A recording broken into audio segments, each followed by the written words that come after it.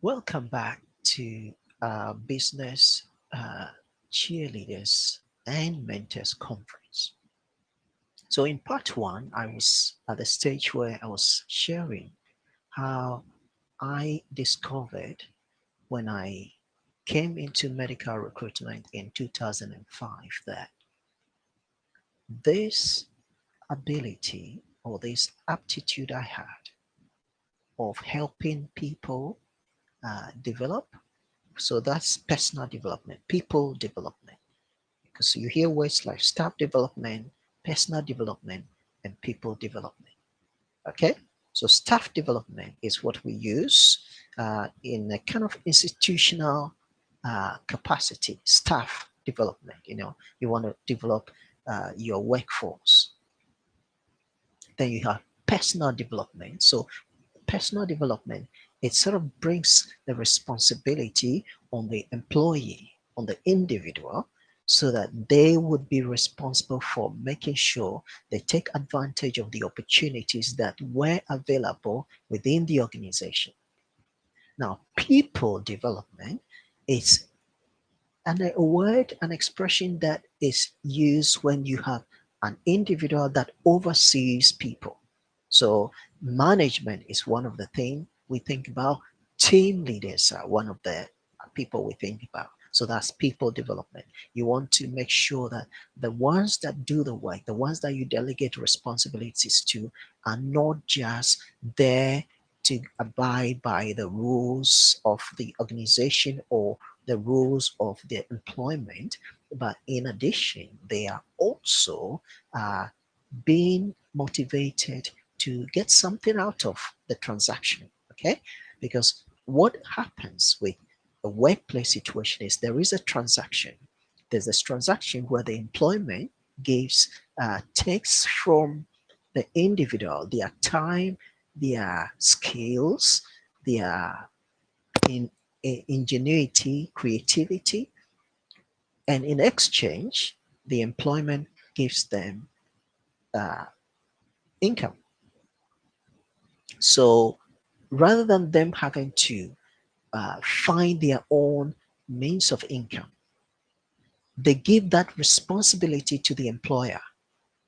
And now those skills, those aptitudes, those abilities, those talents that has got a price tag on it, has got value, they now submit it to the employment. So they follow a routine, a daily routine, a weekly routine, and they work certain hours. They give certain hours of their time, and they give certain, and during that time, they uh, invest their effort, they invest their intellect, they invest their problem solving skills, all of that. And so sometimes people do that for years, and then they become very disillusioned because they feel that, look, they are actually being cheated out of this transaction because they are giving more value than they are taking in the form of remuneration, which is why people job searching, people don't stay in unemployment. And I'm just bringing all of this to sort of give a background to my own journey. So I have titled this session Bringing Your Dream to Fruition. And what I mean by that is whatever dream you have, you will need to go through a process before that becomes a reality. On the question of dreams, okay, the word dream, okay, I am using it for want of a better expression. Um, I'm assuming that when we are talking about dreaming, it's an ideal situation, it's an ideal world. So let me just give you some definition of dream that I got from the internet. Okay, so the definition for dream that I got from the internet, so I have got here, um, sorry, I have got here a series of thoughts, a series of thoughts images. So let's look at it step by step. So a series of thoughts, images. I'm having some interference here. So let's just deal with that interference.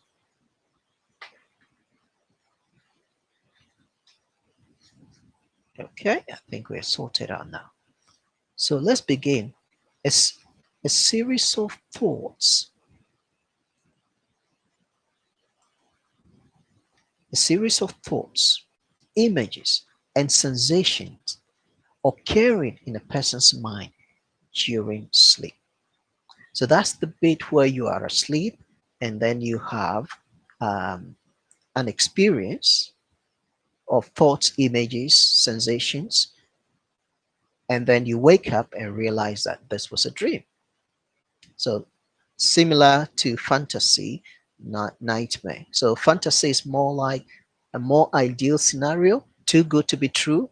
Nightmare is worst case scenario. You don't want that ever to happen.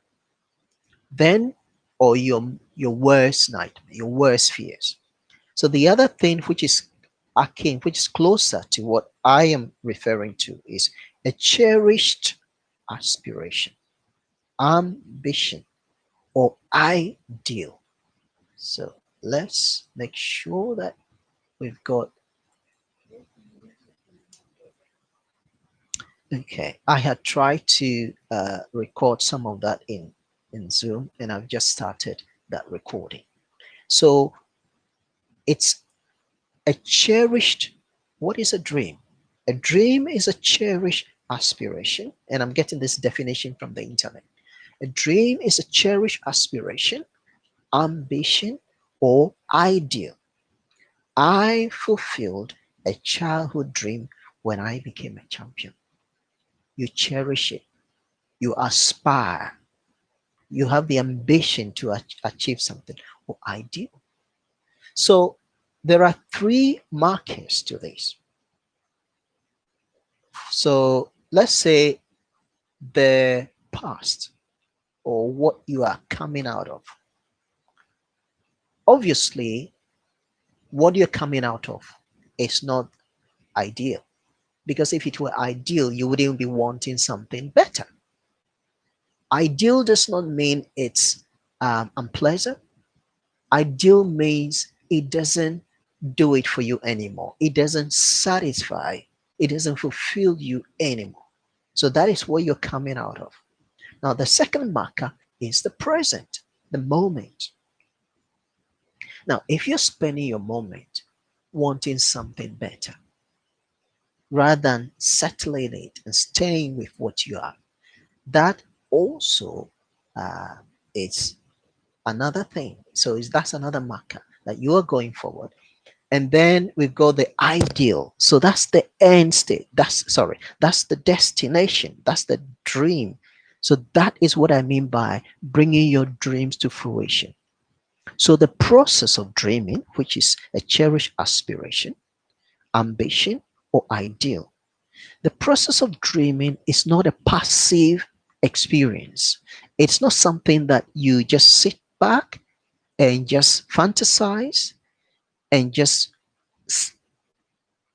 are caught in your irrational fear, thinking, oh my goodness, there's nothing I can do that. No, no, that's not dreaming. Dreaming is an active word. Dreaming is something that you aspire, something that you are ambitious about, something that you keep working at until you get the ideal.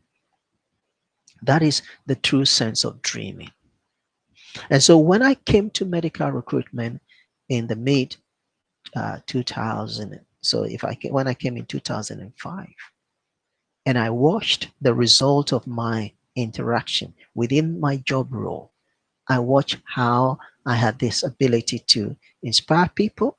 I watched how I had this ability to help people improve themselves. I realized that although my job was required staff development, I was more into people development, not just staff development. I was into making people the better version of themselves. And I thought, that isn't something an employer is necessarily prepared to pay for. They like that, but nobody goes out and say, look, I want somebody who will be a people developer. And so I think that was what the seed was planted in my heart to set up Vocation for Life Foundation. But at the time, sorry, not Vocation for Life Foundation.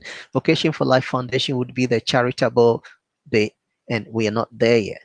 But Vocation for Life Consultancy Services Limited. That was when that dream was born in my heart.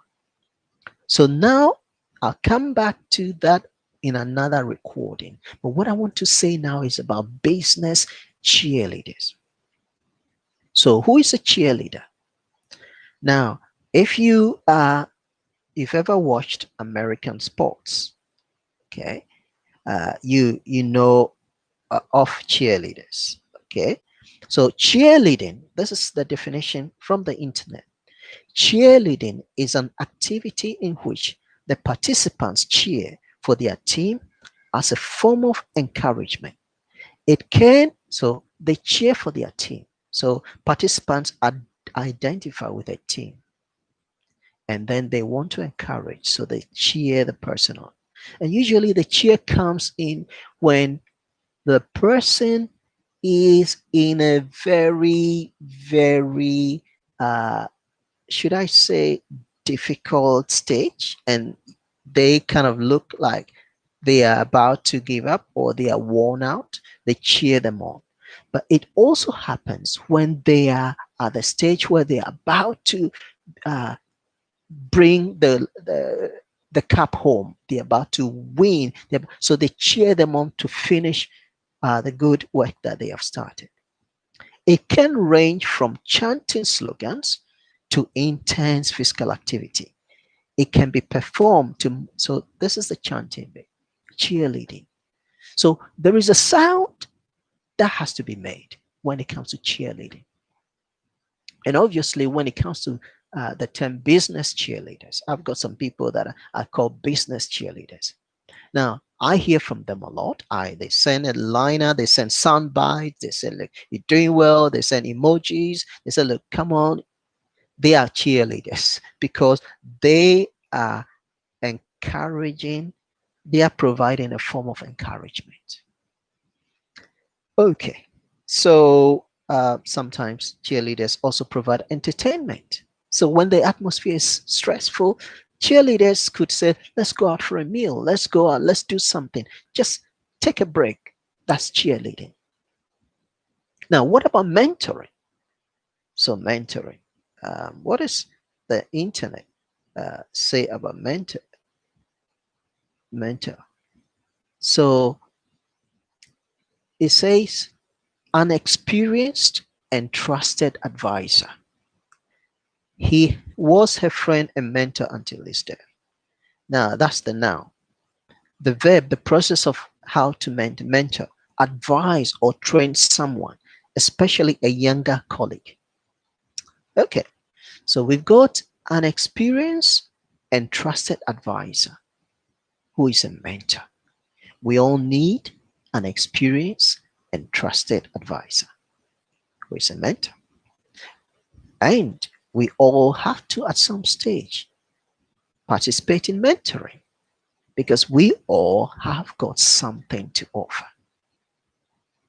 So today, I am just setting the scene for what is ahead.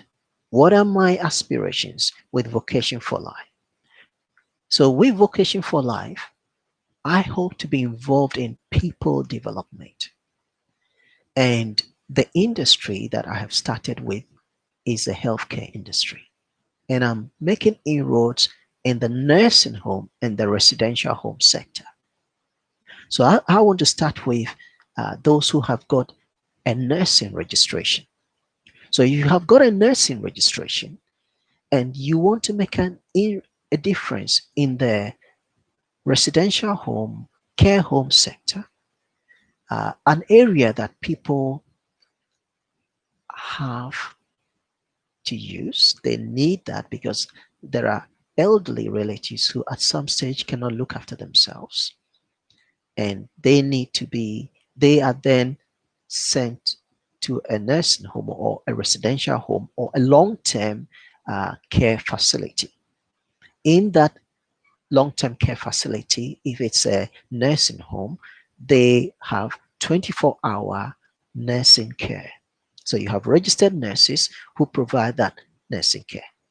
Now, not a lot of people are aware that nursing homes are not just about uh, toileting and turning people pressure area care, etc. If our nursing homes, most of the nursing homes I have become acquainted with are actually a different place than were in decades ago.